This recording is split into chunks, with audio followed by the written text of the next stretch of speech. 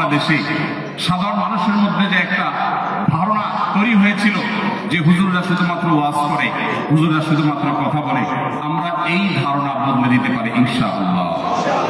আপনারা 2024-এর বন্যায় দেখেছেন সরকারি বেসরকারি ভাবে যত উদ্যোগ নেওয়া হয়েছে, শুধু আস-সুন্নাহ ফাউন্ডেশন এককভাবে 164 কোটি টাকা ত্রাণ কার্যক্রম পরিচালনা করেছে।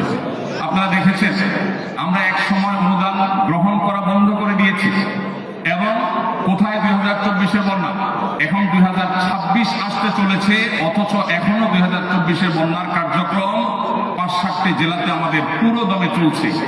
1500 ঘর নির্মাণ কাজ প্রায় শেষের দিকে, আরো 1500 ঘর নির্মাণ কাজ আমরা নতুন করে শুরু করেছি।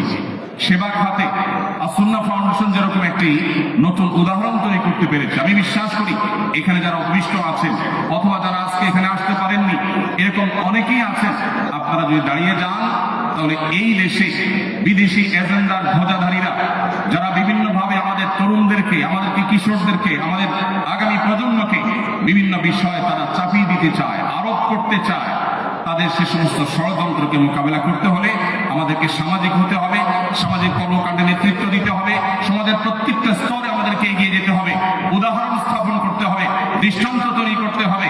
এবং আমরা যে এই সমাজের একেবারে গোড়ার মানুষ, অন্যরা অনেকে হয়তো পালিয়ে কেউ ভারতে যাবে, কেউ আমেরিকায় যাবে, কেউ পশ্চিমে যাবে, কাউকে হয়তো সৌদি আরব ওয়েলকাম করবে, আমাদেরকে পৃথিবীর কোনো দেশ এমনকি সৌদি আরব ওয়েলকাম করবে না।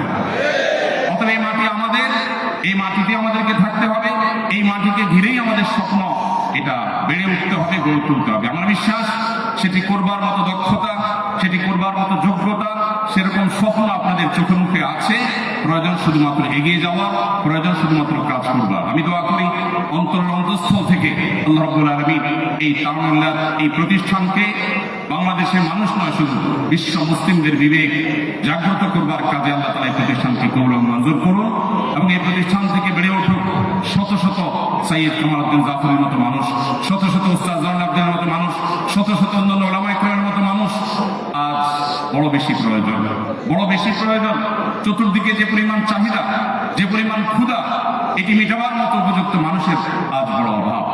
বাংলাদেশের মানুষ বরাবরের মতো যে পরিমাণ ধর্মপ্রাণ, সে পরিমাণ নেতৃত্ব, সে পরিমাণ যোগ্যতা সম্পন্ন উলামায়ে কেরাম, দুঃখজনক হলেও সত্য, তারা সঠিকভাবে, যথাযথভাবে, যথেষ্ট পরিমাণে তারা পায়নি। এই অভাব পূরণ করবার এই সময়টি আমাদের এখন এসেছে, এবং এটা সময়ের সবচেয়ে বড় দাবি। আমি দোয়া করি আল্লাহ রাব্বুল আলামিন আমাদেরকে সেই তৌফিক দান করুন, এবং সেই সাথে ধন্যবাদ জ্ঞাপন করছি অন্তঃস্থল থেকে আজকের এই চমৎকার আয়োজনে আমাকে দাওয়াত করবার জন্য, আমার সিনিয়রদের সামনে আমাকে কিছু কথা বলবার সুযোগ করে দেওয়ার জন্য।